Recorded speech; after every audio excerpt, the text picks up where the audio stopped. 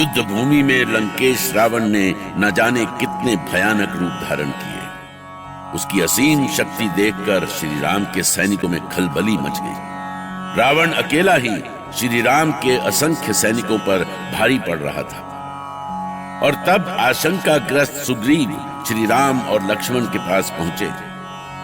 रावण ने सहस्त्रों योद्धाओं का वध करने के बाद भी रुकने का नाम नहीं लिया।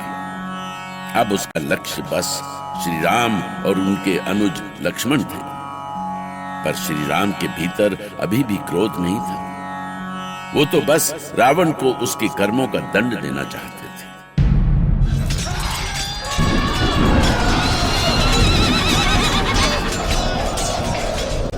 तुम्हें देखकर मुझे दुख होता है रावण। कितना अहंकार समा गया है तुममें। शायद पहले मैं तुम्हें क्रोध में भरकर मारता, पर अब मुझे तुम पर क्रोध नहीं दया आती है, दया। काल ने तुम्हें कैसा अहंकारी बना दिया है रावण। पर फिर भी तुम्हें मरना तो होगा, क्योंकि नीति कहती है कि अहंकार का अंत तो होना ही चाहिए। कैसी बड़ी बड़ी बातें कर रहा है तू। मैंने तो तुझे इसलिए छोड़ दिया था कि मैं एक बालक की हत्या का पाप नहीं लेना चाहता था।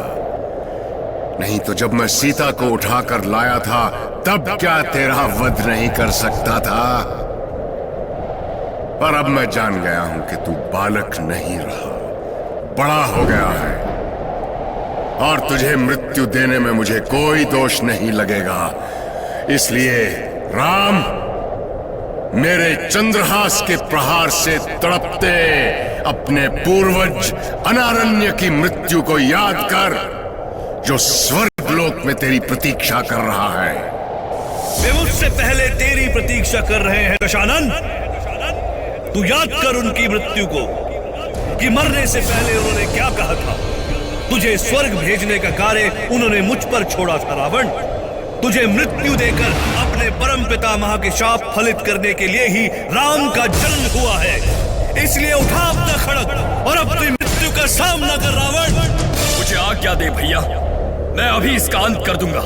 नहीं लक्ष्मण, रावण का अंत तो मेरे ही हाथों होना है। परंतु श्री राम, ब्रह्मास्त्र पाकर लंकेश निर्भय हो गए हैं। मृत्यु से उन्हें भय नहीं है। पर यदि लंका के राजमहल से अमोघ बाण आ जाए तो उसके एक ही प्रहार से कालजयी रक्षेंद्र का अंत हो सकता है। अमोघ बाण? इसका क्या अर्थ है रक्षेंद्र विभीषण? इसके संबंध में हमने कभी सुना भी नहीं रक्षेंद्र। किसने दिया है ये बाण? हे प्रभु, परमपिता ब्रह्मा ने लंकेश को अमरता का आशीर्वाद देते हुए एक ब्रह्म बाण दिया था और कहा था कि उसी बाण से उसकी मृत्यु होगी। परंतु वो बाण है कहां? किसने रखा है वो बाण?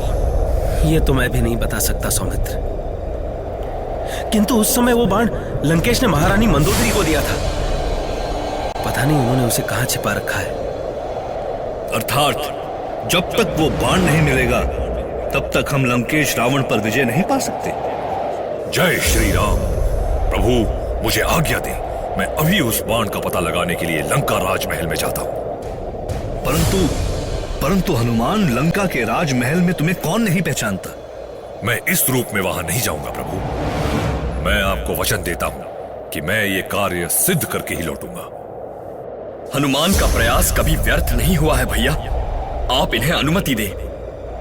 ठीक है, हम तुम्हारी प्रतीक्षा करेंगे। तुम्हारा कल्याण हो। जय श्री राम। हनुमान के लौटने तक हम लंकेश रावण को कैसे रोक सकते हैं प्रभु? रोकने की कोई आवश्यकता नहीं है वानरराज सुग्रीव। रावण यदि युद्ध में लगा रहेगा तो हनुमान को उस ब्रह्म बाण का पता लगाने का अवसर मिल जाएगा, और यही तो हम चाहते हैं। वैसे भी आज का युद्ध तो समाप्त हो चुका है। हो सकता है कल युद्ध के पूर्व हनुमान लौट आए। आप सभी चिंता न करें, जो होगा शुभ ही होगा।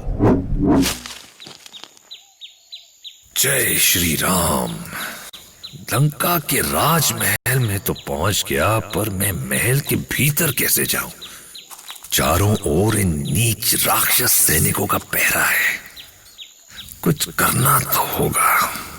यदि मैं अपना रूप बदल लूं तो बात बन सकती है। ज्योतिष विद्या का लाभ उठाने का अच्छा अवसर है। मुझे ज्योतिषी बन जाना चाहिए। अब ठीक है। इस वेश को देखकर तो लोग मेरे ही पास आ रहे हैं। जय हो, जय हो। लंका का भविष्य उज्जवल है। वर्तमान संकट टल जाए तो समस्त लंका वासियों का कल्याण होगा। क्या मेरे पति युद्ध क्षेत्र से सुरक्षित आ जाएंगे ज्योतिषराज? अवश्य कन्या, अवश्य। पर इसके लिए आपको कुछ उपाय करने पड़ेंगे। कैसे उपाय? देवी पार्वती का पूजन करके उनका आशीर्वाद प्राप्त करना होगा। कुछ ही घड़ी में लंका महल के आसपास एक महान ज्योतिषी के आने की चर्चा होने लगी। स्त्रियां जिनके पति युद्ध क्षेत्र में थे, ज्योतिषी बने हनुमान के पास इकट्ठी हो गई। राजमहल की दासियों ने उन्हें देखा और एक दासी भागती हुई महारानी मंदोदरी के पास पहुंची। वो ज्योतिषी की विशेषताएं महारानी से कहने लगी, जिसे सुनकर महारानी मंदोदरी ने ज्योतिषी को बुलाने के लिए दासी को भेजा। इधर हनुमान श्री राम का स्मरण करते हुए भविष्य की गतिविधि की प्रतीक्षा करने लगे। प्रविशि नगर कीजे सब काजा, हृदय रखी कौशलपुर राजा। राम चरण नूतन रति भई,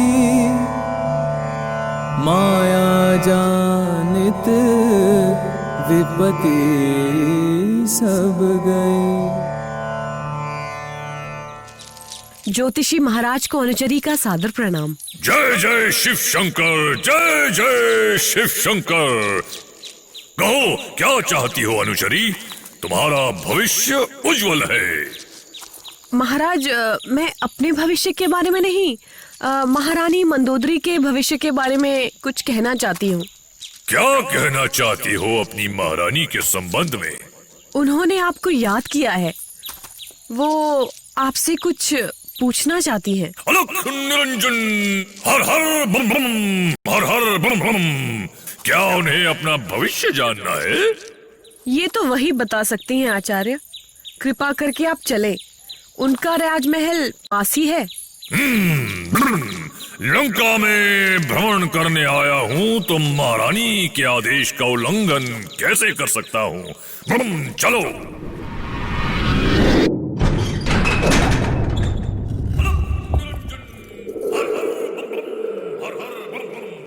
मैं त्रिकालदर्शी ज्योतिष प्रवीण पंडित रुद्राचार्य हूँ।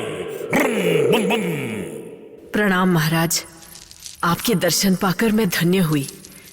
आपके बारे में बहुत सुना है।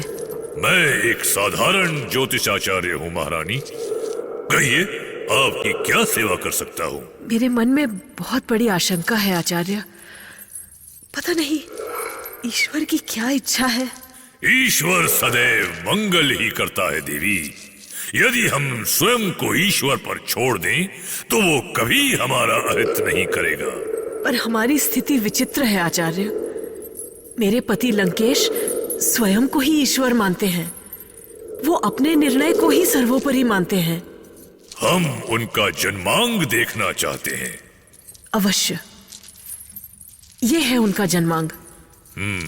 आपके पति तो संसार के श्रेष्ठ पुरुष हैं। उनका मार्ग कोई बाधित नहीं कर सकता। किंतु अभी तो वो युद्ध भूमि में है। कुंडली से स्पष्ट है देवी कि आपके पति का जीवन युद्धमय है और वर्तमान दशा भी युद्ध की है। परंतु देवी, इस युद्ध में चुप क्यों हो गए आचार्य? क्या होने वाला है इस युद्ध में? वैसे तो उनका जीवन आपके हाथों में है, परंतु ग्रहों की स्थिति विपरीत है देवी। इसका क्या अर्थ हुआ आचार्य? वे प्रकांड विद्वान हैं, भविष्य पर दृष्टि रखने वाले हैं, पर पंचम भाव पर शत्रु दृष्टि है। इसका अर्थ ये हुआ कि आपके पुत्र बलशाली तो हैं, पर युद्ध में मृत्यु को प्राप्त करेंगे। पुत्र तो युद्ध की भेंट चढ़ चुके हैं आचार्य।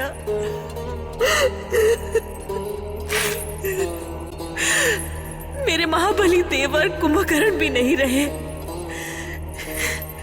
श्री राम से युद्ध करते हुए उनकी भी मृत्यु हो गई। अब तो पति ही शेष है आचार्य। वो सकुशल लौट तो आएंगे ना? मुझे संदेह है देवी। ऐसा ना कहे आचार्य, मैं जीते जी मर जाऊंगी।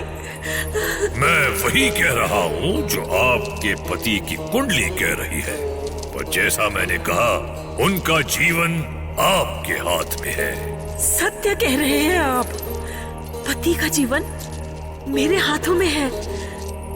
जिस ब्रह्म बाण से उनकी मृत्यु होने वाली है, वो बाण मेरे पास सुरक्षित है।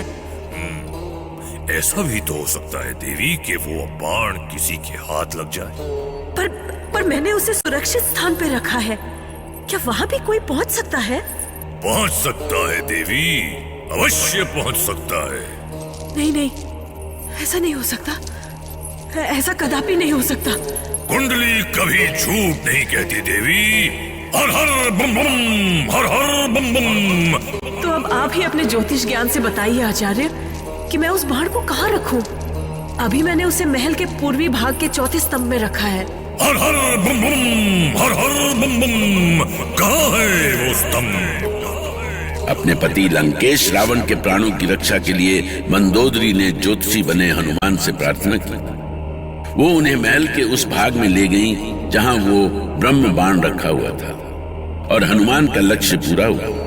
किंतु अब समस्या थी कि वो उस बाण को प्राप्त कैसे करें। उन्होंने पुनः श्री राम को स्मरण करते हुए कहा कि हे प्रभु, अब आप ही इस कार्य को पूरा करने की प्रेरणा दें। राम